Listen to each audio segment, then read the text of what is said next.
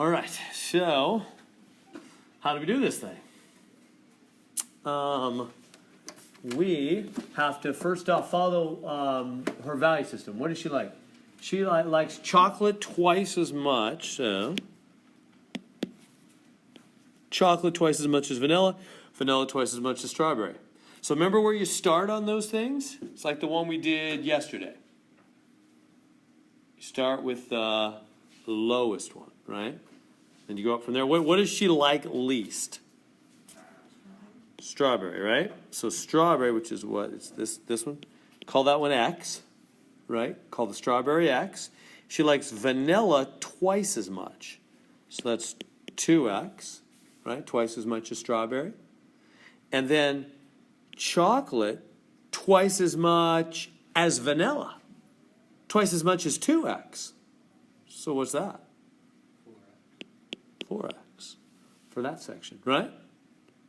All well so far. So we start with the smallest one, just like yesterday was banana and whatever, right? We started with the lowest one. So whenever they start giving you this list of here's this one, I like this better and that better, start with the lowest one is X and then just kind of go up from there. So the lowest one, the strawberry is right here is X, and then the vanilla is double that, and then the chocolate's even double that, so 4X. All right, now what about it? So then add those up, X plus 2X plus 4X, any order, doesn't matter. Adds up to be the whole $14 cake, right? We just add them all up, $14, so add that up, that's 1X, 2X, that's 7X is 14, divide by 7, X is 2. So X is 2, so that means you take that 2 back now, and you put that 2 in right there, and right there. So what does that mean? That this is actually, I'm going to put it back the way it was then, this is actually $2, $4, $8, isn't it? Because that was the X, 2X, 4X, and X is 2. So X is 2, double that is 4, double that is 8. So 2, 4, and 8, that adds up to $14, doesn't it? So that's exactly what she's describing, right? This 8, 4, 2, add those up, that's $14. And that fits what she said. She likes strawberry twice as much as vanilla, chocolate twice as much as strawberry. Okay, now we're ready for the question. How much is the value of piece 1? Now, as you look at piece 1, can you tell what piece 1 is? You see what they've done, right? It says even up there, 6 60-degree wedges is shown in the picture. So you see what they're doing. See that piece 1 right here is half. Do you see that it's exactly half of the whole vanilla piece? Right? Because the vanilla goes, this is all vanilla, and piece 1 is half of that. How do I know? How do I know? Well, because this is 30 degrees. Remember it said these are all 60-degree wedges, so piece 1 must be 60. That's what it says up here. 60-degree wedges, 60 degrees, 6 times 60 is 360. That's 60. This is 30. Well, this must be 30 also. How do you know? Because these 3 are broken into 3 equal sections, right? And so they must each be 120, 120, 120 to make 360. So it's a lot of talk to say that piece 1 is half of the vanilla, isn't it? It's 60 out of 120, right? There's 30 more on each side of vanilla. So it's half the vanilla. So what's all the vanilla worth? $4. What's half that? $2. Wait, yeah, B. Also don't look funny to me. B. B it is. Does that make sense? Questions I can answer for you? So that when it comes to the test next week, you'll get it for the big points? Those are the ones that get people. Also, I've been doing a lot of those as our quizzes so that you'll all get them on the test, I'm hoping. There'll be different ones, but same idea. Does that make sense? We all good? Even the 43% that didn't get it? Whomever you are? No questions? Good? All's well? All right. We're going to finish chapter 4 and start chapter 6, which is a little unfortunate, but it's just what we have to do with our schedule. This pained me when I made our schedule. You know, our next exam, Monday. Monday is our practice exam day. Practice exam number 2. So what we're going to do on that day is just basically take that practice exam for an hour and go over it for an hour, right? Just to get you as ready as I can for the actual exam, which is Wednesday. Why Wednesday? What's happening Tuesday? It's the 4th of July. So we're not coming to class on Tuesday, it's 4th of July. Wednesday, we will take exam number 2. And exam number 2 covers chapters 3 and 4. So it doesn't cover 6. Unfortunately, we're starting a chapter that we're not going to have an exam for till week 3. But, we can't just throw away the time. So we have to begin 6, and then next week we'll kind of do a little more 6, and then focus on the exam, and then after the exam, finish up 6, and go on to 8 on that. That's our next section is 6. We don't cover chapter 5. We're doing 6 and 8. Anyway, that's the plan. All right, so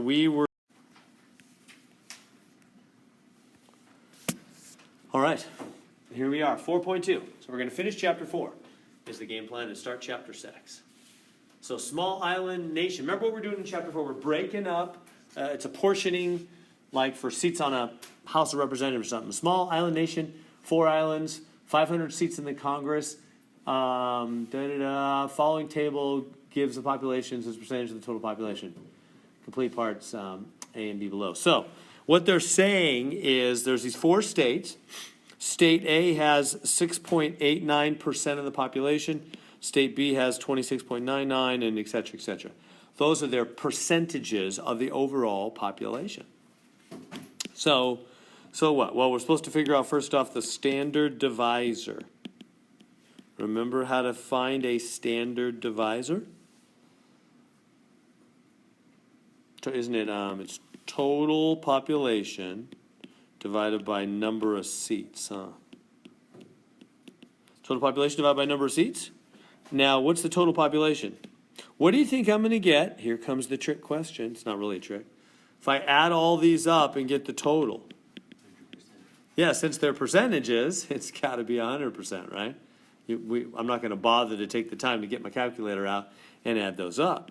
It's got to be 100%, since we're talking percentages. That's everything, 100%. So the total population is 100% over the number of seats, which are what? 500. There it is. 500 seats in the Congress. Lots of seats. More than we have in the House of Reps. So that's 0.2. So there we go. Standard divisor, 0.2. See how I got that? We okay with that? Do you remember this kind of stuff? All right, so now we're going to find the standard quotas for each of those 4 states. How do we find a standard quota?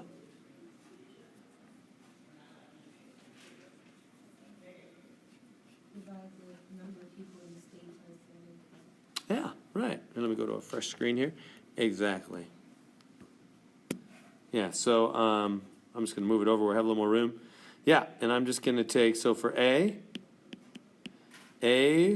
is going to be 6.89 divided by 0.2. And that comes out to be the 34.45.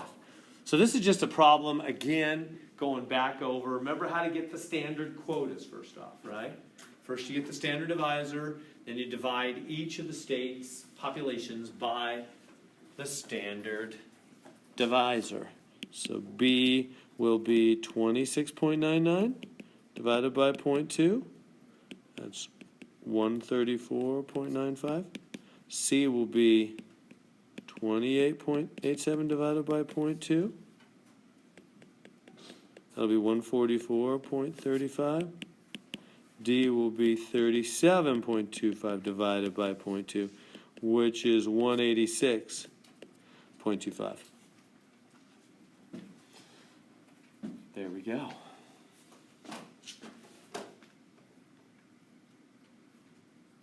Good enough? Easy enough?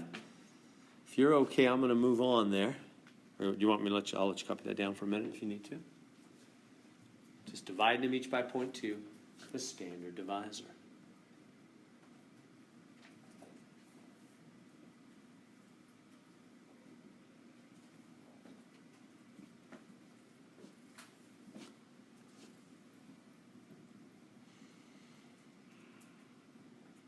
Are we ready for more?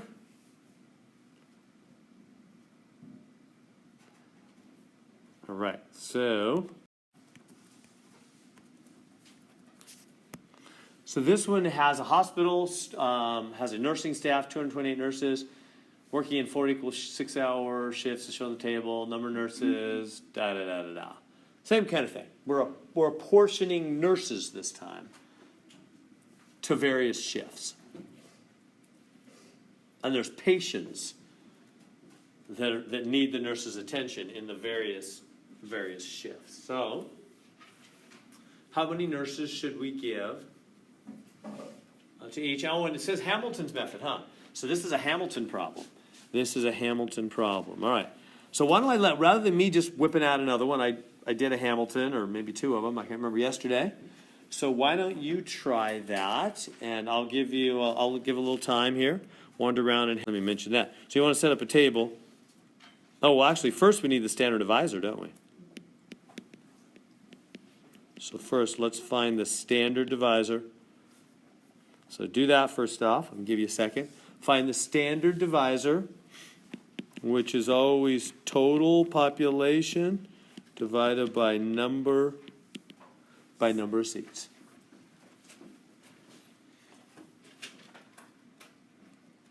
Total population divided by number of seats.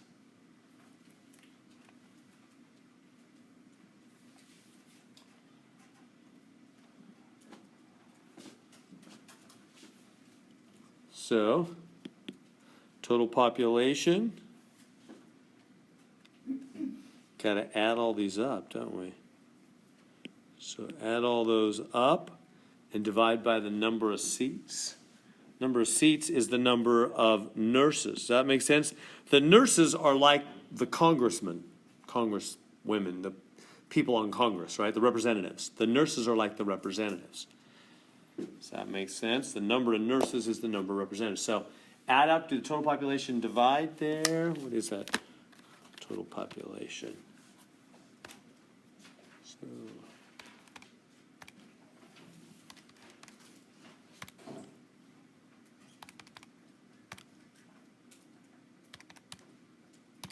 3192 divided by 228. 14. I'm getting standard divisor 14.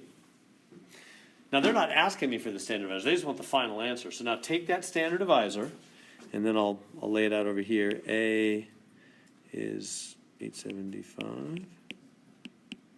B, 1002. C, 625. D, 690. All right, so let me pause there. Let you... And 690 divided by 14. Just divide all these by 14, 49.3. So you divide them all by 14. Then Hamilton, you round down. All down. I mean, like everything down. 62. This goes down to 71, 44, 49. And then add them up and see how many extras you need. If you add those up, what is that? 3, 7, 6, something ending in a 6. So I bet, since there's 220, I bet it's 226, huh? See how I just do the units digit? You guys see what I'm doing, my little trick? Right, you don't have to do the whole thing in your head. That way you can just do the units. I just went 9 and 4 is 13, 14, 15, 16. I knew there was a 6 in the back, and I knew it had to be close to 228, right? It's going to be close, so 226. So 226, so that means we need 2 more, don't we? Because there's 228 nurses total. So we need 2 more. 2 more, if you can read, that's kind of scribbly over there. So we need 2 more. So who gets them? Who gets the extra 2? Because we rounded everybody down. Who gets the extra 2? 2 highest decimals, right? The 2 highest decimals.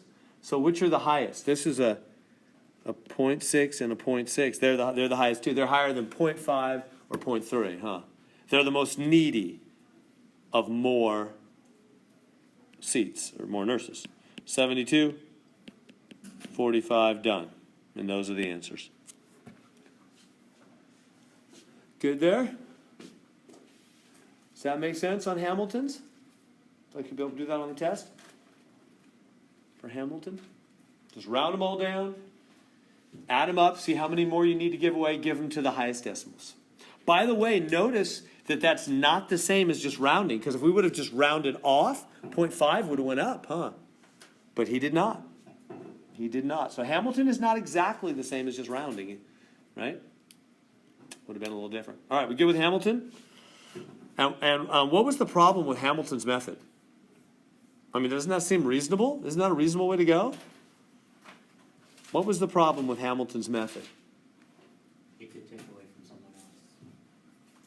Yeah, remember the Alabama paradox, right? Remember the Alabama story. One more time. Make sure you're comfortable with them. So here we go. Now we're doing Jefferson. HMO, Health Maintenance Organization, 157 doctors, blah, blah, blah, blah, blah. Now we're passing out doctors. Last time it was nurses, and sometimes it's Congress people. So whatever. This is for apportioning anything. So what are you going to do? So first thing is you got to get the standard divisor. So let's calculate that. Standard divisor, which is what?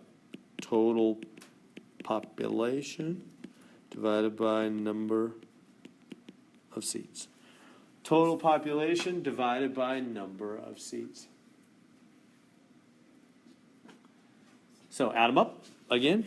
Total pop and see what we get. What's that? 17.4.2 plus.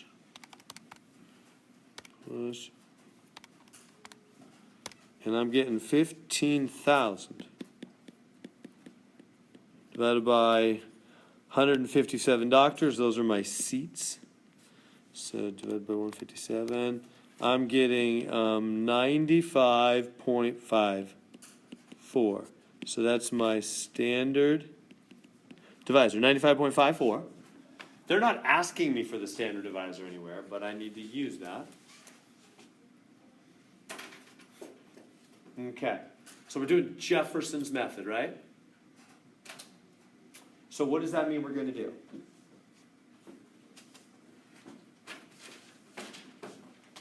What's it mean to do Jefferson's method? Lower divisor? Yeah, we're gonna have to use the divisor lower than the standard. Remember, Jefferson is lower divisor, round down. Adams is higher divisor, round up. Remember that? They kind of go together. So Jefferson is lower divisor, round down. Adams is higher divisor, round up. So this is Jefferson. He's the low guy. He said lower divisor, round down. So he said don't use the standard. Use something lower. Of course, that's the trick. I mean, how much lower? 94? 93? 90? 85? I mean, what? Well, you know, it's guesswork. I would try 94, probably. I'm not sure that's going to work. I hope it does. Try 94. So what that means is try dividing them all by 94. So Jefferson, let me write Jefferson. Jefferson. Use a divisor lower than standard and round all down. Is that good? Use a divisor lower than the standard and round all down. That's what Jefferson said. Lower down. Adam said higher up. Okay, so we'll use, how about we use, I don't know what's going to work. Let's use 94 as our divisor. And if that doesn't work, then we'll adjust from there. So let's just use 94. So 94, so go ahead and take all those numbers and divide them all by 94, round them all down, even 0.9 goes down. Add them up and see if you've got the right number, 157 doctors. If not, you need to adjust.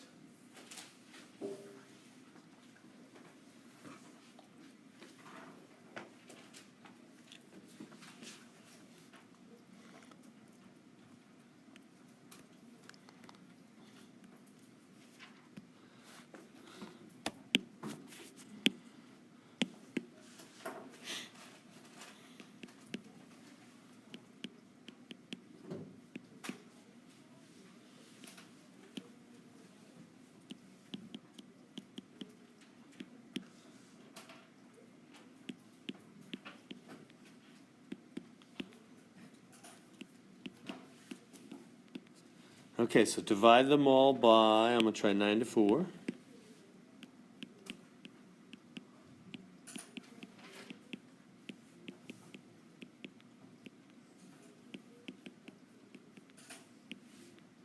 See what we get.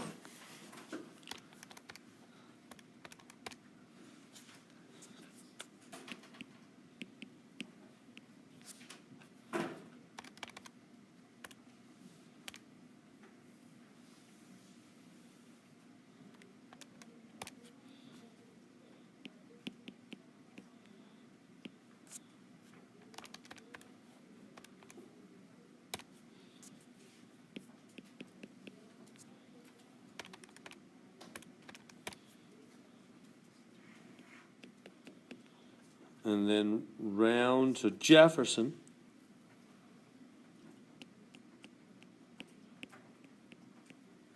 Round down.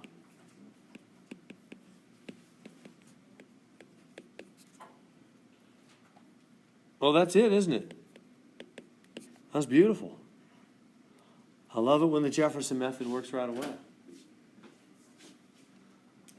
I racing ahead of you? Are you good with that? So this is Jefferson.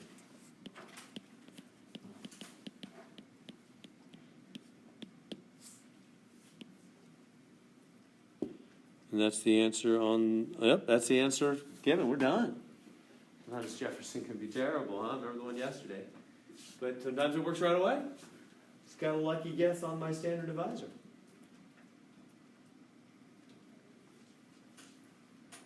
Questions on that? How we doing? Am I going too quick? Is that okay?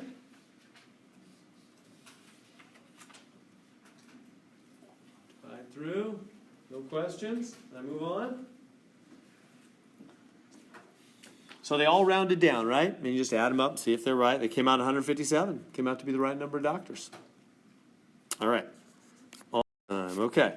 So let's do Adams. This is an Adams problem. Adams method. So what did Adams method say? Use a higher, well, you know, a divisor higher than the standard. A divisor higher than the standard and round all up.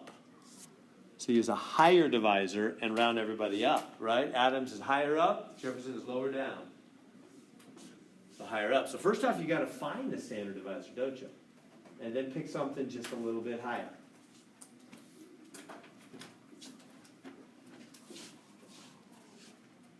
And so let me give you a minute to do all that. So the standard divisor, total population divided by number of seats. Total population divided by number of seats. What's total population? Add those up. 450. Oh, is that total pop? Yeah, that's fine. 49 and 46. Yeah, so that's 2,000 exactly. And then number of seats. How many? Oh, there's 156 nurses. So you divide. Getting 12.8. 12.8 is our standard divisor, right? Does that make sense? So now I'm supposed to use a higher divisor. How high? I don't know. Maybe 14? You guys want to try 14? So let's, so higher. I mean, maybe 13 would work. I don't know. Let's try 14. We'll try 14. If it doesn't work, we'll adjust. So 14 is a higher divisor, a higher number than 12.8, right? So now take those four states, A, B, C, and D, and divide each of them by. So, all right, so we have state A, 452, state B. What was it, 653? State C, 549. And state D, 346. And you divide them all by the divisor. So, gonna divide through by 12.8. No, 14, huh? Supposed to be using 14. Not the standard. We don't use the standard, we use the higher divisor. Divide through by 14. Then let's see what we got. So, I'm getting 32.2. I'm getting 46.6. And 39.2. And I'm getting 24.7. And round them all down, right?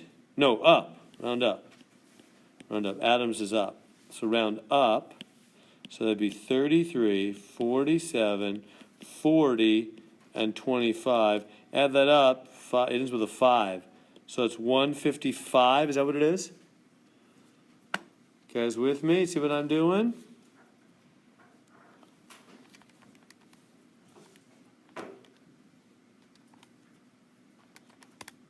Yeah. No, is 145? Is that right? 32, 47, 40. I got 145. Is that right? That's like crazy far off. That's like way too low. Everybody see that? That's way too low. So that means if it's coming out way too low like that, that's like 10, 11 too low. It's supposed to add to 156. Right? We're apportioning, we're passing out, we're putting in place 156 nurses. Well, my little plan only passed out 145 nurses. That's not even close. So if this is way too low, so go lower, huh? It's too low, so go lower on your divisor. Go to a lower divisor. Let's look. Well, 12.8 was the standard, right? 12.8 was the standard. I went above that to 14, clearly way too far above that. I need to go lower than 14. But I'm never going to go below the original standard, right? We know Adams is something above the original standard. Adams is always above. So how about 13, huh? That makes sense. We try 13? Because that's quite a bit lower than 14. And yet it's still above the original. Adams is always above. So try 13. Let's do it again with 13. So divide through by 13.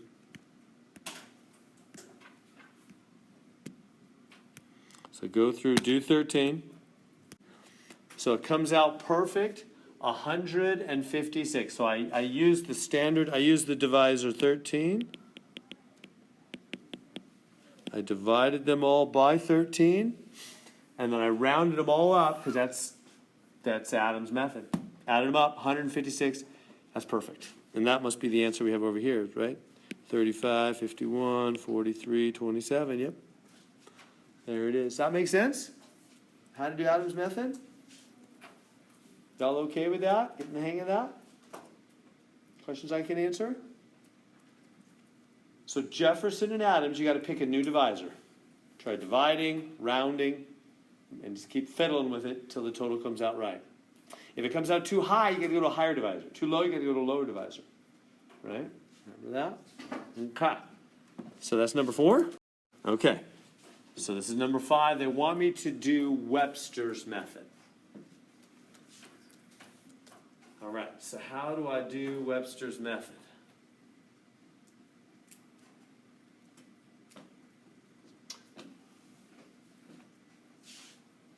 Start by finding the standard divisor.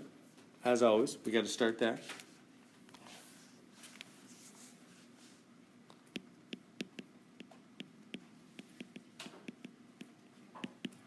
Standard divisor is the total population divided by number of seats.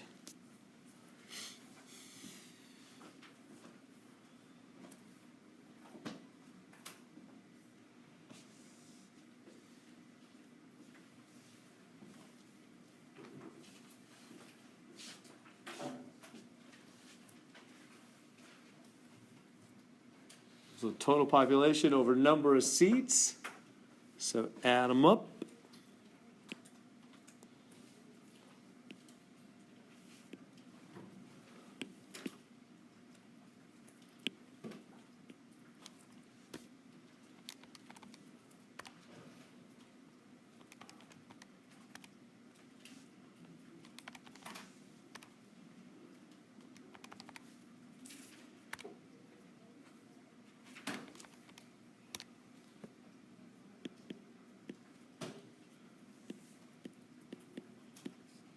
Number of seats, how many seats?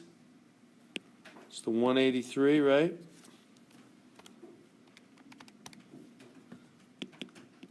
I'm getting 59.9. 59.9. So that's the standard divisor. All right, so everybody good to there? Now, what is Webster? How is Webster? So you know Jefferson is you take the standard and you go lower, and you round everybody down. Adams, you take the standard and you go higher, and you round everybody up until you get the total right. You just keep fooling around until you get the total right. Webster, what do? Up or down. Up or down, and you round off for Webster. Webster's a round off rather than round up or down. I like Webster. Webster's like round, 0.5 goes up, 0.4 goes down, kind of thing, right? So Webster, you try the standard first. So let me write that. So with Webster, try the standard divisor first and round off. That's the key with him. He said we shouldn't round everybody up or down, we should round off. And I like how he thinks. So try the standard divisor first and see if that works. Round everybody off. If the total comes out right, great, you got it. If it's not, then you know what to do. If it's too high, go higher, too low, go lower. You know, that whole kind of thing. Same as the other Jefferson and Adams. So go ahead and give it a try. Take A, B, C, D, and E and divide them all by 59.9. Let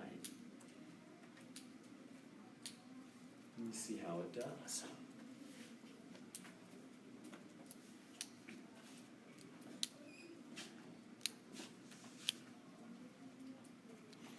See what you get. So divide them all by 59.9. See what you get.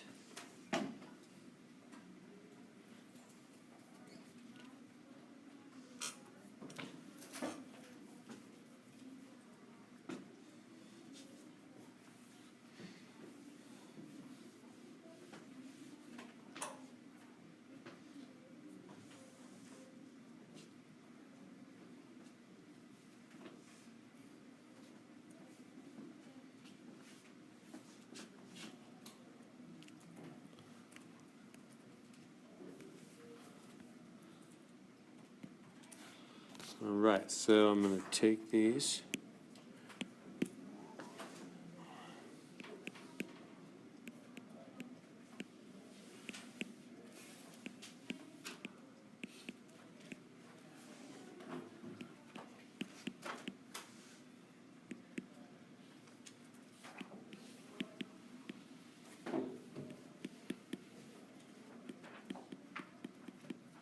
Okay, and then divide them all by 59.9, right? Yeah, 59.9.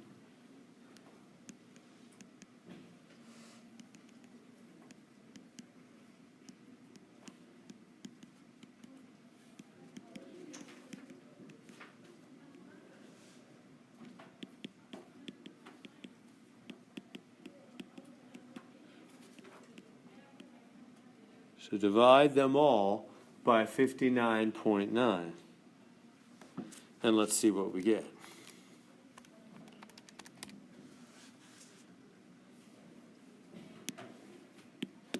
Eighteen point oh.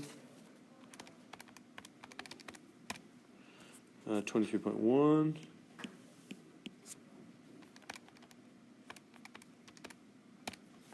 25.4.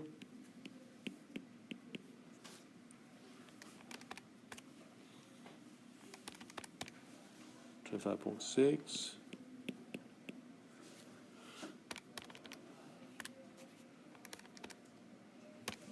and 90.8. Okay, and now what does Webster say? Round off. Round off. So off means 0.5 goes up, 0.4 goes down.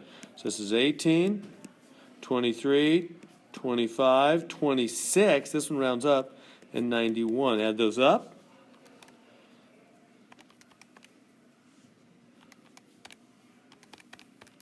And I get 183. Oh, it's perfect. It came out perfect. I didn't expect that. Boom, we're done. There they are. Just like that. Webster's often works, just the original standard divisor will often work. Just rounding off. So Webster's just had me round off, and it all worked out. Is that good? We just ran through all four methods, right? So Hamilton, round everybody down and just give, there's no dividing, no special dividing. Just give them back the extra decimals, to the highest decimals, the extra seats. And Jefferson, Adams, and Webster's are all about dividing, rounding up or down or off. No questions? We good? Those are the four methods. Now we're just going to talk about the problems with the four. Like, what's the fairest? Well, you know, who's the fairest of them all? Well, the problem is they all have problems, which we'll see. All right, let's go on. So give it a try. It says Hamilton's method. So you use Hamilton's method, pass out the candy bars. So you know what you got to start with a standard divisor, right? Let me let you do that. I think you get more out of it than if I just whip it out.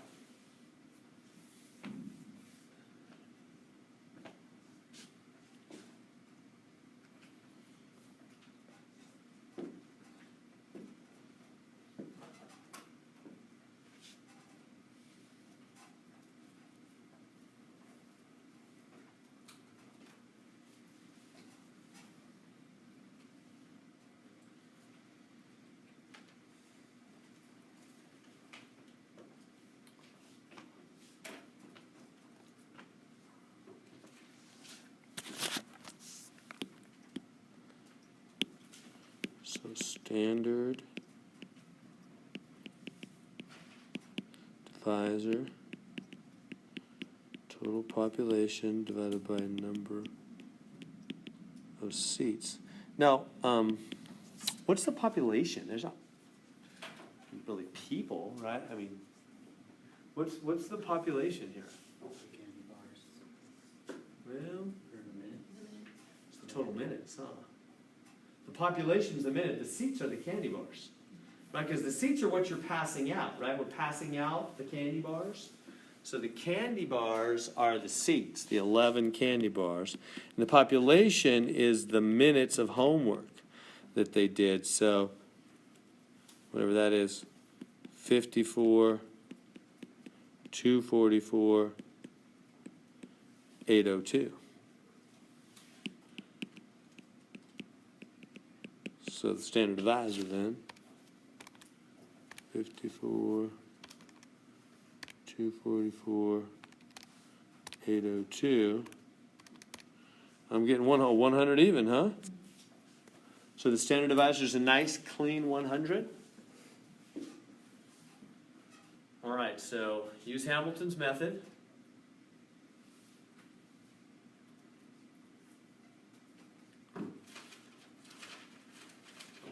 Pass out the candy bars.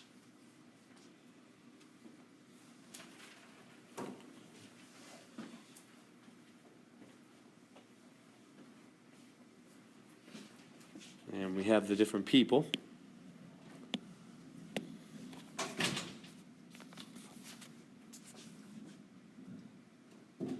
Who are Cindy, Bob, and Mary. So Cindy did 54. Bob did 244.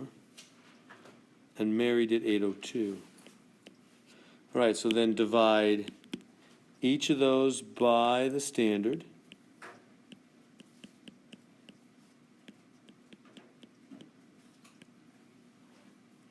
And you get,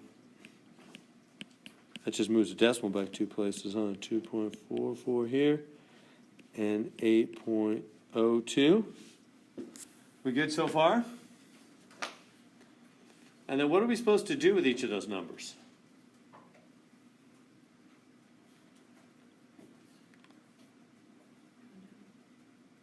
Man, I'm running out of room. I'm going to have to move this stuff up. Yeah, let me try that again. So figure out what to do. Use Hamilton while I finish it up here. Do Hamilton's method. Figure out what to do. So we have Cindy.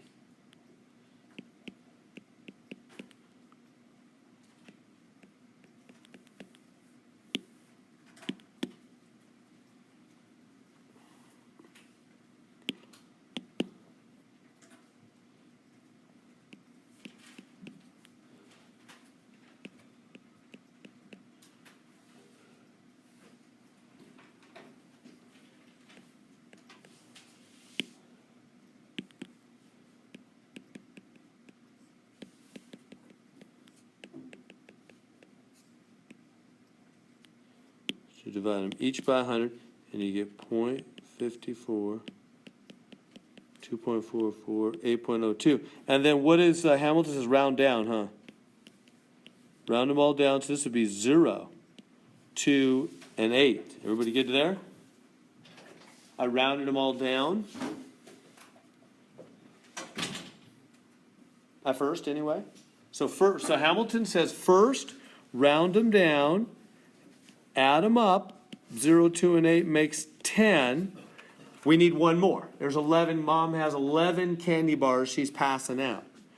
Right? So we need one more. So then just give out the extras, Hamilton says, starting with the highest decimal. Which one had the highest number after the decimal point? 0.5, 0.4, 0.02. 0.5, huh? So this is the highest decimal right here. That's higher than 0.44. It's higher than 0.02. So the highest decimal gets the extra one. 1, and then the 2 and the 8 stay that way. So 128 is the final apportionment. Does that make sense? We weren't sure Cindy was going to get a candy bar there. Cindy barely gets a candy bar for her 54 minutes of studying. And Mary gets 8. Good. Is that good? Does that make sense how I did Hamilton? Everybody okay with Hamilton again? So you round them all by the standard divisor, divide them all by the standard divisor, and then round them all down. 0.54 goes to 0. Round them all down, add them up, 10. See how many more you need? That's one more. There's 11 candy bars total. Who gets that one? The highest decimal gets the one extra. So there we go. So 128, that's the answers we got over here. 128, right?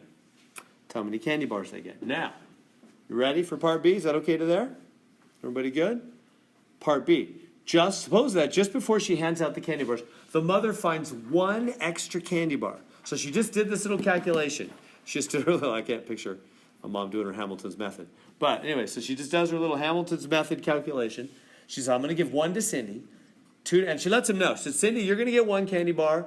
Bobby, you're going to get 2. Maybe she even hands him. Here's your 1 candy bar, Cindy. Here's your 2, Bob. Here's your 8, Mary. Right? And then, or I guess it's just before she hands out. I guess it's before. The mother finds 1 extra candy bar. So we're up to 12 now. Right? So let's redo the calculation with 12. You ready? This is where funny business will happen.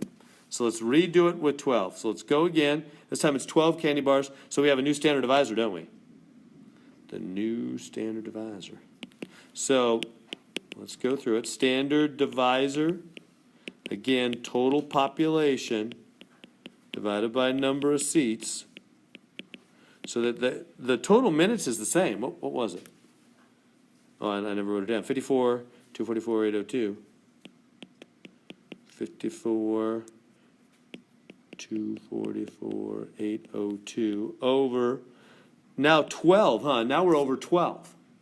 because there's 12 candy bars now, not 11. It's going to change it. 54, 244, right? 54, 244, 802. Divided by 12, I'm getting 89.1. Or 89.2, I guess. 89.2. Good to there, 89.2? So we have a different standard divisor because we have more candy bars now. So 89.2. Okay. Let's take the kids and divide by the candy bars. So we're going to say, okay, Mary. No, not Mary. I keep saying Mary. Cindy. Cindy first, followed by Bob, followed by Mary. And so Cindy had 54. Bob had 244. Mary had 802. So what do we do now? We divide by each of these by 89.2. 89.2. 89.2. So I'll do that. I'm getting 0.61. Bob, 2.74. Mary,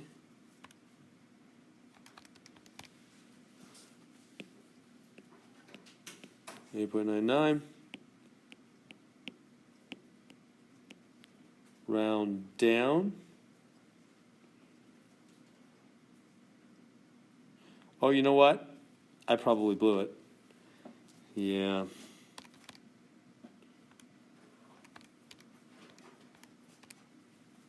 No?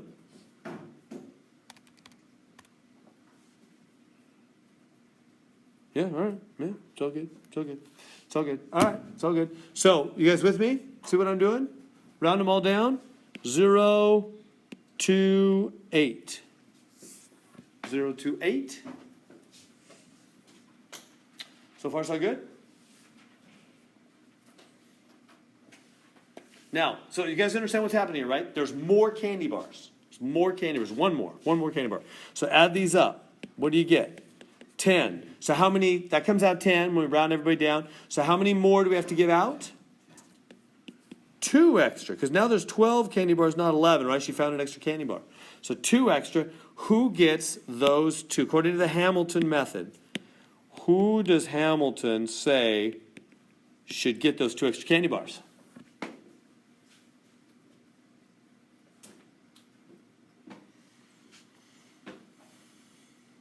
and Mary. Yeah, because they're the highest decimals. Boom, boom. 0.74 and 0.99 are higher than 0.61, aren't they? So they should get an extra candy bar each. They're the highest decimals. And then 0.039. There's how the 12 candy bars are distributed. That's the answer I got here, 0.039. That's correct. But stop and think about what that means for a minute. Put yourself in Cindy's shoes. You're Cindy, right? Mom's says, hey, good news, kids. I got 11 candy bars. I'm going to pass them out. Based on how much homework you did last week. Cindy's a little nervous with that phrase because she only did 54 minutes. She didn't make it even an hour last week. So Mom starts passing out. I'm going to do the Hamilton method, kids. I don't know if anybody would say such a weird thing. But so she calculates the Hamilton method, passes out the candy bars, trying to teach, government, U.S. government or something, or politics or whatever. Pass them out. Cindy gets 1 candy bar. Look at Cindy.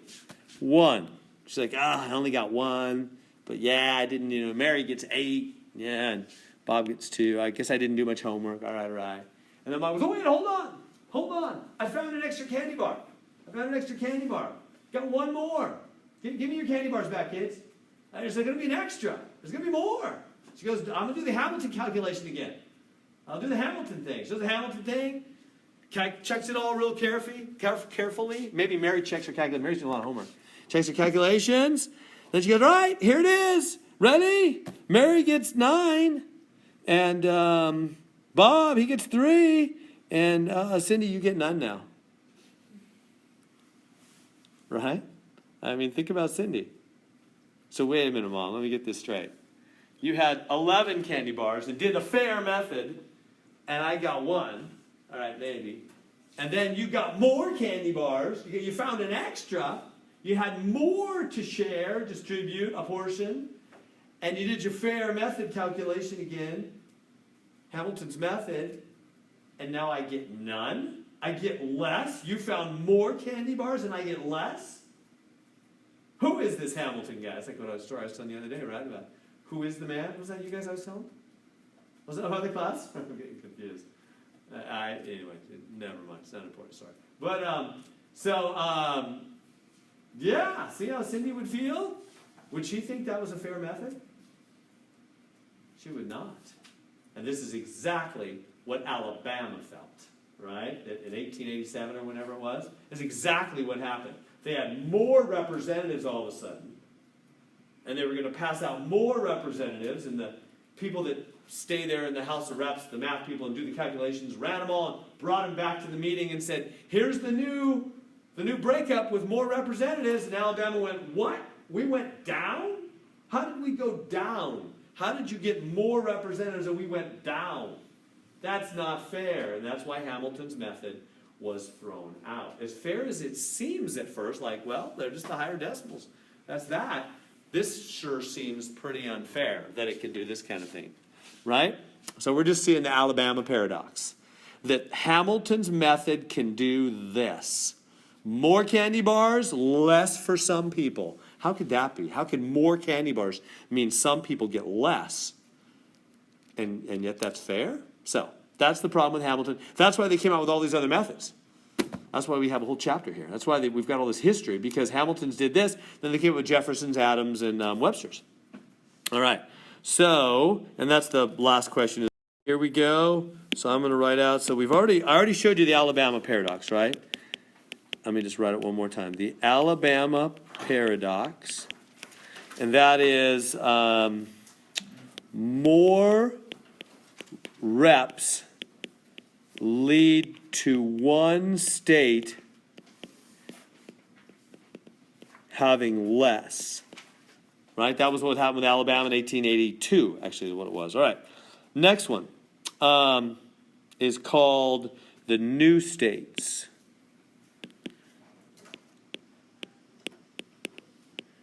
New states paradox. New states paradox. That happened in 1907. Oklahoma joined the Union in 1907. And the House of Representatives went from 382 to 391. 5 for Oklahoma, but Maine and New York traded. So basically, here's the story. When a new state joins,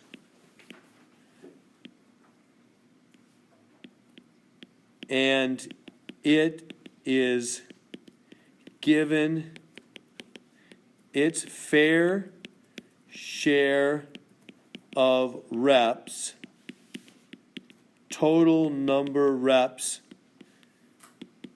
increases by its number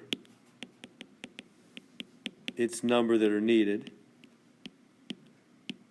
Some other states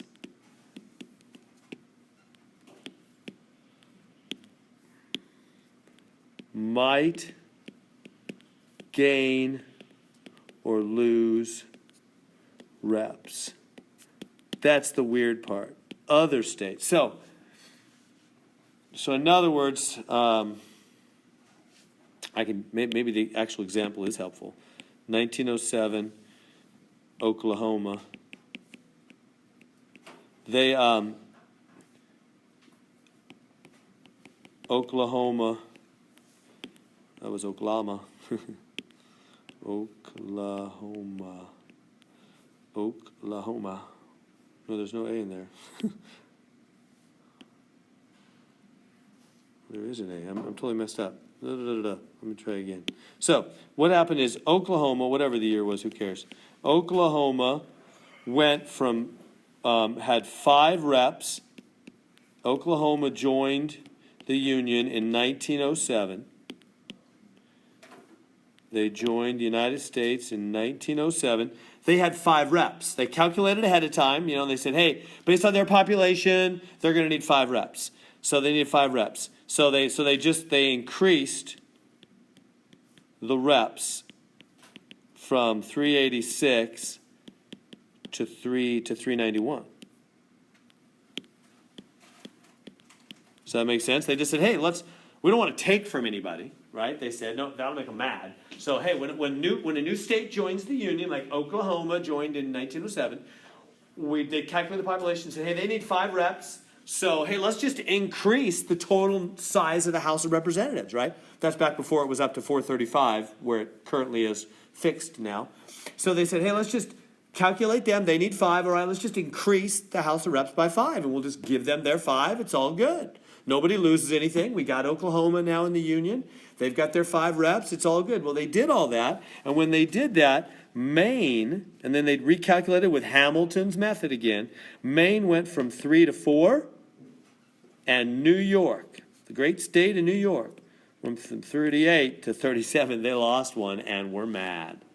New York lost a rep. They're like, why would Oklahoma joining the Union with its fair share of reps, we increased the House of Reps. Why are we going down? Why are we giving one of our seats to Maine? What does us and Maine have to do with Oklahoma joining? This is a bogus method, right? That was the cry with the Hamilton method. It can do that. This is Hamilton. Jefferson doesn't do this. Adams doesn't do this. Webster doesn't do this. These are weird things that Hamilton alone can do. Hamilton's method. Does that make sense? The new states. That'd be like if a new kid showed up, right? I forgot about that other kid. So if all of a sudden mom realized, oh yeah, or maybe there was another neighbor kid doing homework, and she said, I want to include this other kid. I'll go to the store and buy some extra candy bars, kids, so I don't have to trade any among Bob, Cindy, and Mary, right? I forgot about the other neighbor kid that was studying with you last week. Kid did 200 minutes. I'm going to go to the store, I calculated out, 5 candy bars is what that kid deserves. I'll go buy 5 candy bars. Comes back. Mom's going to give the 5 candy bars to the new kid. Goes, wait a minute, let me do the Hamilton calculation again. Just double check real quick. She does it, and all of a sudden, Bob's giving Mary one more, or vice versa, or whatever. The kids would be like, why does this new kid showing up with their own candy bars that you went and bought their fair share, why does that mean we trade the other ones? That's what happens sometimes with Hamilton's method. A new state coming in can cause shifts among the old states, even though you're giving the new state their fair share and increasing the total number. Make sense? It's another bad thing of Hamilton's method. If you got that one down, there's one more. What's that one called? I don't know. Population, yeah. That's a weirder one. So, the last one is called the population paradox. These are all paradoxes. These are things you wouldn't expect. They're all done by Hamilton's method. So basically, how do you put it? A state can lose a rep to another state that grows slower. Let's just put it that way. So 2 states, as populations increased over time, especially California, right? As California swelled with people, we got more and more and more and more and more reps from the House of Reps. Well, basically, something weird. I don't think this is that weird, honestly, but whatever. They complained about it. If one state can lose a rep to another state that actually grew slower. My response is, well, maybe that other state was already closer to deserving another rep. So just because they're growing slower than you, they reached the finish line first because they were almost there.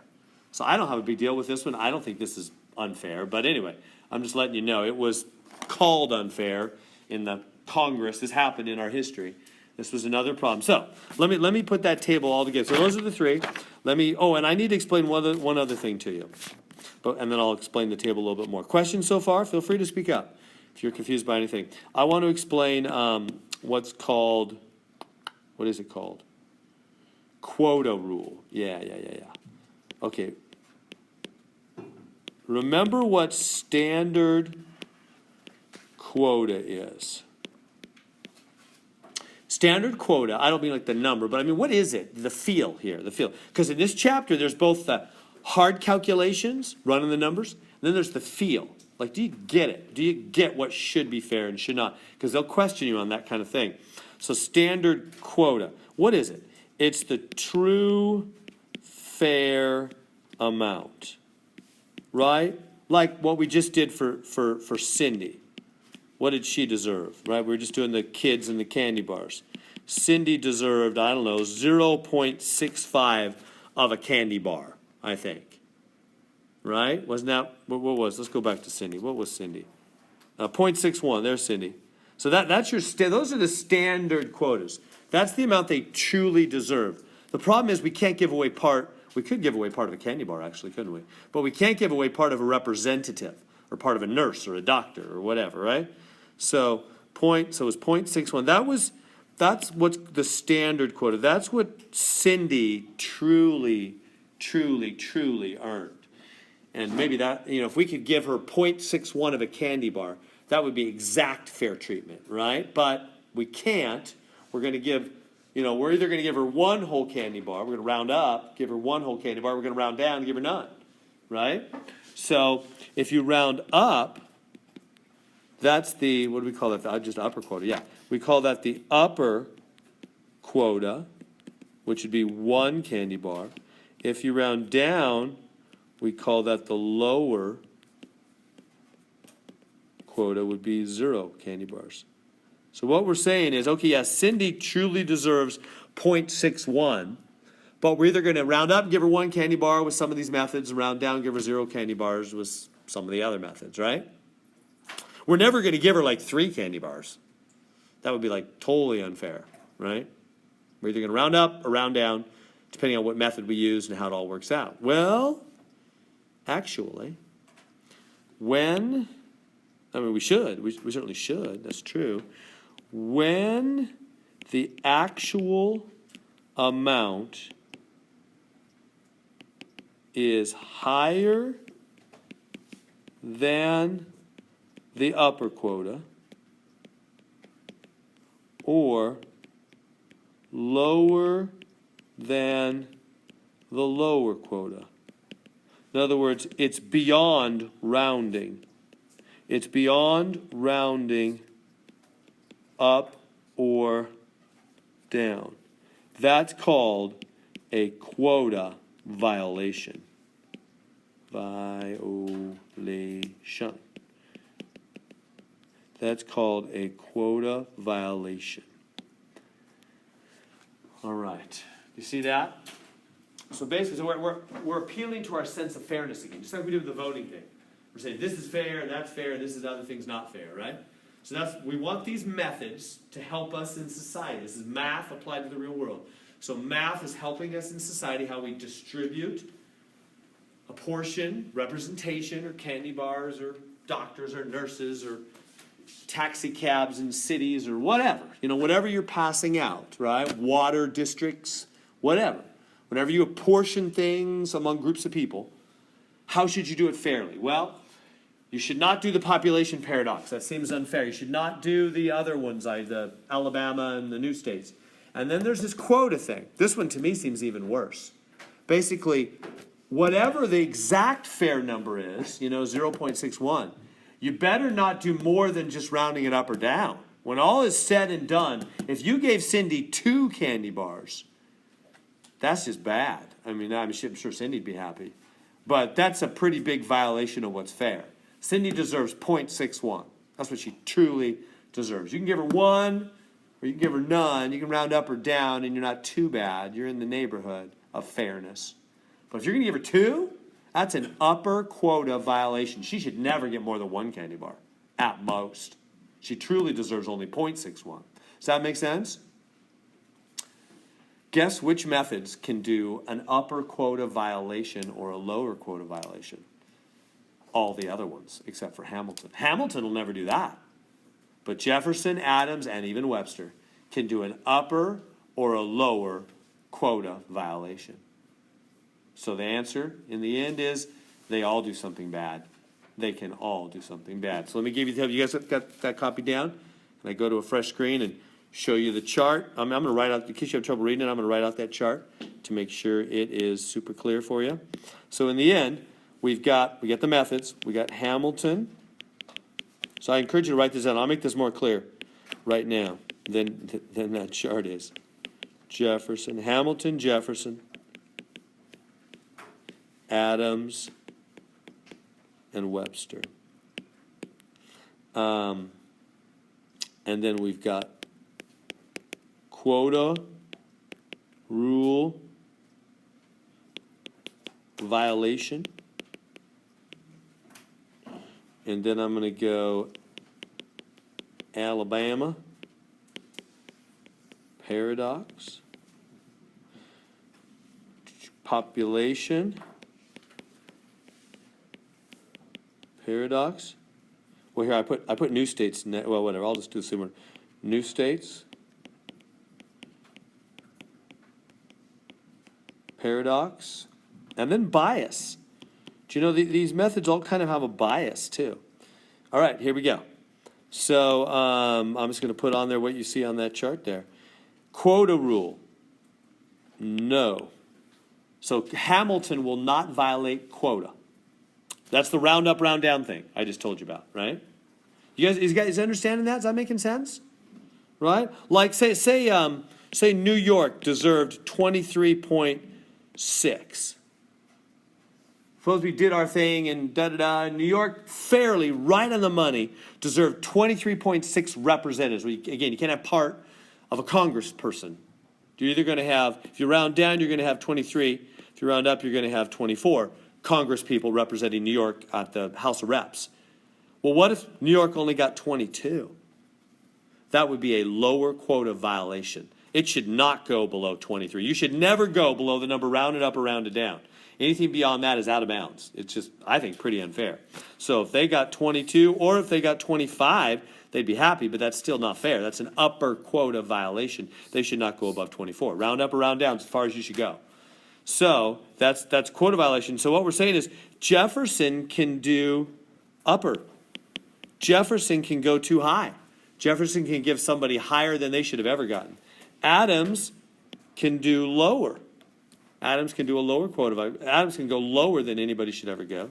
Webster can do them both, upper and lower. Turns out Webster can do both an upper and a lower quota violation. So those methods all have problems. And then Hamilton is yes, yes, yes to the Alabama population and new states paradox. Alabama can do all those unfair things. All the rest of them are no. No, no, no. They don't do those things. That's why we first got them, because we didn't like the Alabama and the new states and the population paradox. But then once we got the Jefferson, Adams, and Webster, we realized they could do quota violations. So you see, there's something bad they all do. And then finally, the bias. Hamilton favors large states. It tends to give more to large states. So does Jefferson. Adams favors the small states, and Webster is neutral. It doesn't tend to go one way or the other. Neutral. Webster has no bias. It's the only method without a bias. Well, there we go. There's the story on trying to use math to be fair in the way we apportion things in society. All right. Questions on that? Is that making sense? Let's go to the very back. I'll answer this, then we're going to spend 15 minutes, maybe 20, doing an introduction to Chapter 6. All right. On the very back, identify the statement. It's mathematically impossible for an apportionment method to be flawless. Any apportionment method does not violate the quota rule, must produce paradoxes. The apportionment, da-da-da-da-da-da. Yeah, that's true. That's called, isn't that called the Belinsky and Young impossibility theorem? Does it say that somewhere? No. Let me give that to you. Where is that? I don't know. I don't know. There it is. Got it. All right. Yeah. So I'll go to a fresh screen if you're okay. So remember back in the voting one, there was Arrow's impossibility theorem, which proved not only that none of those methods were fair, but that they would never, ever, ever be able to come up with a voting method that's fair. Remember that? Well, they've done the same thing here. Where is it? 1980. I mean, that's recent in the world of math.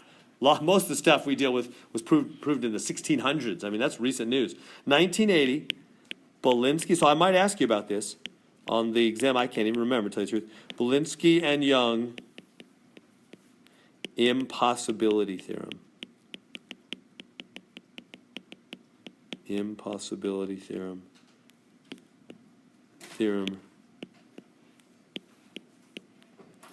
Was proven. Belinsky and Young proved there never will be a completely fair apportionment method.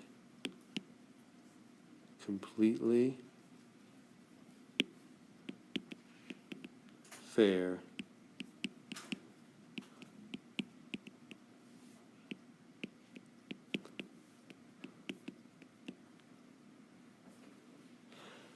So, isn't that weird that math can prove that something never could exist?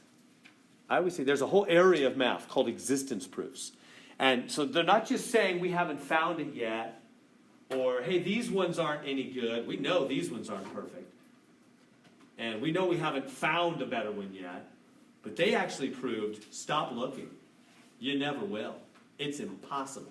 It's actually technically impossible to create a system that will not do one of those bad things. There is none out there. The search is over.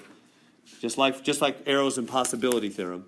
This is the Belinsky-Young impossibility theorem. It's not going to happen. There's never going to be, there never could be a mathematical system that would perfectly be fair and avoid all those paradoxes and all the quota rule violations. All right, so that was proven in 1980. So looking down the back again, let me see, there was something else I needed to tell you about. According to the text, what's the current method? Yeah, there it is, very next thing. What do they use currently? Do you guys know? Well, probably not, I don't even remember. It's called, well, I think I do now, Huntington Hill. Where did I write that? Somewhere? Or it's on this paper somewhere. I just saw it, didn't I? I'm going to write it. It's called the Huntington Hill method. Currently used in 435 member House of Reps. In our Congress, the U.S. Congress, what do they use? They don't use any of these methods we just went over. But they use basically Webster's. It's close to Webster's.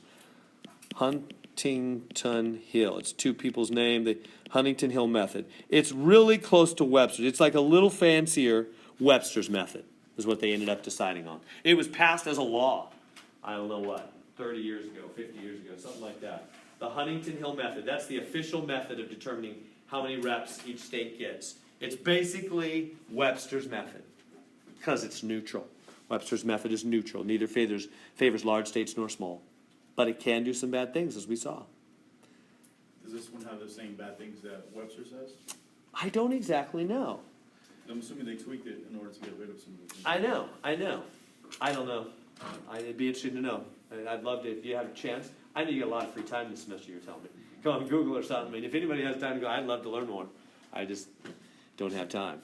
But yeah, I wonder why they tweaked it and if they got rid of any of the problems. I know there's no perfect method, so I think it's got similar problems. Maybe it's just harder to make it do the bad thing. That'd be my guess. If I had to guess, I'd say it can still do those things, but it's less likely to do those things, probably, is the deal. So that's the actual method they use. When was the current method adopted? I don't know. Do you really want that? Well, you're thinking, well, if you put it on the test, Mr. Heron, we want it. Right. Let me see. Where is it? Huntington Hill. You can put this stuff in your 3x5 card. Where is it? Belinsky Young. They did their thing. Yeah, brief history. There it is. Huntington Hill is Huntington Hill method. It's called the method of equal proportions. 1941. So it's been a while. So it was before World War II ended even. So 1941, they passed. Yeah, it's a 1 there. 1941, Congress passed a law that established a fixed size for the House, 435. That was in 1941. And a permanent method of apportionment known as the method of equal proportions or Huntington Hill method. Right. And you know what? You'd think it's finally over, right? That, hey, all those this was literally a battle through all the Jefferson and Adams, and the states were filing lawsuits, and they were mad about all this kind of stuff. Well, it still goes on. 1991, Montana filed a lawsuit in federal district court over the Huntington Hill method. They thought it was unfair because it took one of their reps. So it still goes on. It still goes on. Laws could be changed, methods can be changed. It's a little bit of the history of the United States. All right, I think we've covered that. There might be the only thing. Everybody get that down? Is that okay? 1941.